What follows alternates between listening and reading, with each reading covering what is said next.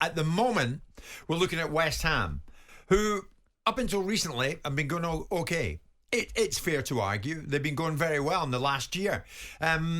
David Moyes, of course, off the back of a 6-0 defeat at home at the weekend to Arsenal, was saying, yeah, but look at what's happened in the past. I'm not going to forget the good times. I came back twice to get them out of relegation. It was only 3 months ago we were having the best time West Ham have ever had. Let's be fair.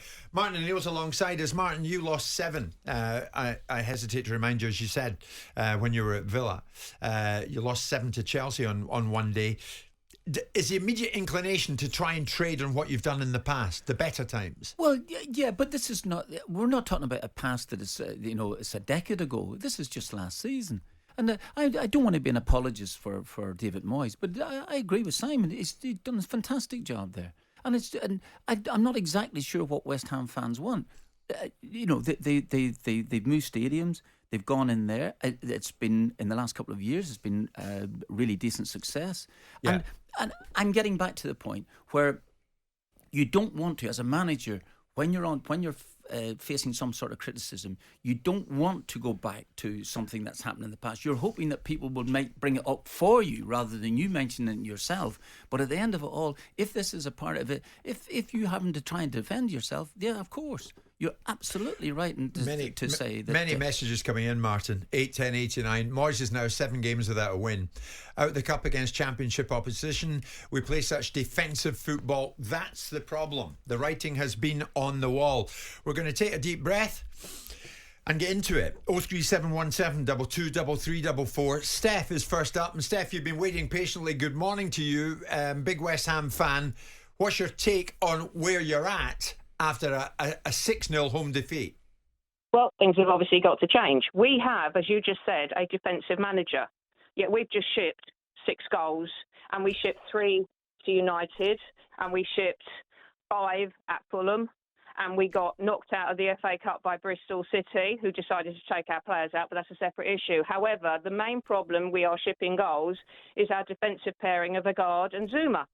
They're not fit for purpose. Especially Zuma is not fit for purpose. And thank God he was hooked yesterday. Otherwise, it could have been 9. Between the two of them. You can't also say that, we played without Paqueta and blah, blah, blah.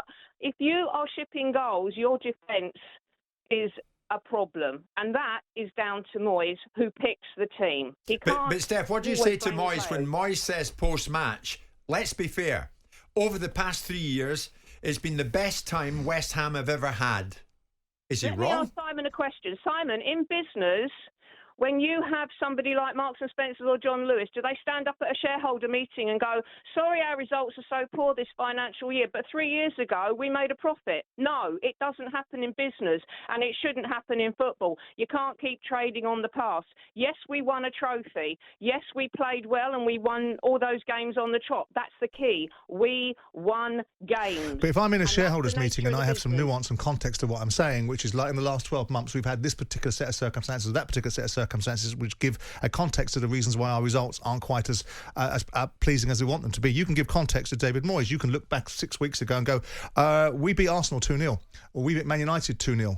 He can give you instantaneous context. He can give you instantaneous context about the success in Europe. He can give you a league position context. What you're looking at is the last month and going, and beyond. I know that you guys aren't happy with the way that you play, but the level of outcomes that you've got, whether you like the way you play, is unarguable. We've been riding our luck for a long time, and we got caught out well and truly yesterday. If you look forward rather than looking back at the games we have coming up, the run into the end of the season, if you compare them to those results against those teams last year, how many do you think we actually won? But also, Steph, if you look at the next 4 games, and you'll have an argument in the next 4 games, because if you can't get results against Forest, Brentford, Everton and Burnley, then the noise will get significantly greater, and then you'll have even more of a case, won't you? 3 of those 4 are fighting for relegation. Understood. I very much doubt that we will see anything other than maybe a draw. I very much doubt we'll beat Brentford. I very much doubt we'll beat Burnley because Sean Dyche has the measure of us. And I very much doubt we'll beat Forest because we know they're on it at the moment. So you can expect more of the same unless the board take a good hard look at what's happening. We are going to slide down the table. It will be mid-table mediocrity. We'll come up against somebody in Europe we're not expecting and we'll get knocked out. By the way, who would you replace him with, Steph? At the moment, I would look at somebody like Gary O'Neill. I would look at maybe somebody in Europe, but I'll leave Tim Steiden to do that job because he knows the European setups better than we do. But I would definitely look at replacing him for next season. I think we've had enough, and I think, unfortunately, it is time to move on. Thank him for the work he's done. Yes, he's transformed our team, but we have got a better calibre of players than we had before. And say, cheerio, thanks very much, and now let's look ahead and reboot. How do you think that Tim Steiden feels attracting this European talent like Kudus to West Ham? He sold him a project, and then Kudus has to play in a 6-0 defeat. The lad must be wondering what the hell he was part of it, Steph. Come on, hold on a second. You can't just wind it back a second. He's part of the team that contributed that 6-0 result. He is. But at the same time, how does he feel about it? But we shouldn't have even lost 6-0. We should have been on our game. There's another West Ham fan, Steph, Patricia by name, saying, give him a break. He turned the club around. We won a trophy. Let's keep marching on, says Patricia. Well, we're back to square one again, aren't we? The results from 3 years ago, the financial books are fantastic. Football is a results game. I don't care what anyone says. We win trophies. You like to refer back to winning trophies. It's a results game. We need to win games. We haven't won in the last 7. Steph, thank you so much for the call. Many points and they're well made. Here's Reese, another West Ham fan. Reese, good morning. Do you share Steph's view or are you going off on your own? Morning, guys. I was very much Moyes in until this year. I mean, since you 2-0. Since that game, we've been absolutely atrocious. I mean, should one player, Paqueta, I'm naming Paqueta, should one player missing make such a drastic impact to the team? I sort of feel like Moyes has been getting away with it because Paqueta produced a moment of magic and releases someone like Kudus or Bone. Without him, honestly, yesterday, we had Ben Johnson playing left wing, a right back. I mean, what are we going to do against Arsenal that side with good players like Alvarez, Ward-Prowse, and Souček, but very workmanlike in the middle. The creativity there. We had 8 defensive players playing yesterday with Bone and Kudus up front, expected to do do all their own. I mean, Zuma at the minute is making Harry Maguire look like a ballet dancer from Swan Lake. It's unbelievable. It's actually ridiculous. I don't know what's the matter with it. Reece, there's another caller getting in touch or sending a message. West Ham are 8th. Are these callers forgetting that? West Ham are 8th. They won nothing for decades and then they win a European trophy.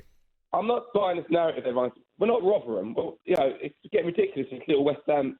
Moyes was quite different. I thought Moyes had a bit of an attitude for a guy who just lost 6-0 yesterday. He's very defensive. It's an absolute joke. But you're taking one end. You're going from one end. No one's comparing you to Rotherham. Rotherham is irrelevant. They're bottom of the Championship. We're talking about where you are in the Premier League. You're not exactly the biggest club in the Premier League. You've got teams like Chelsea that have spent £1 billion that are beneath you.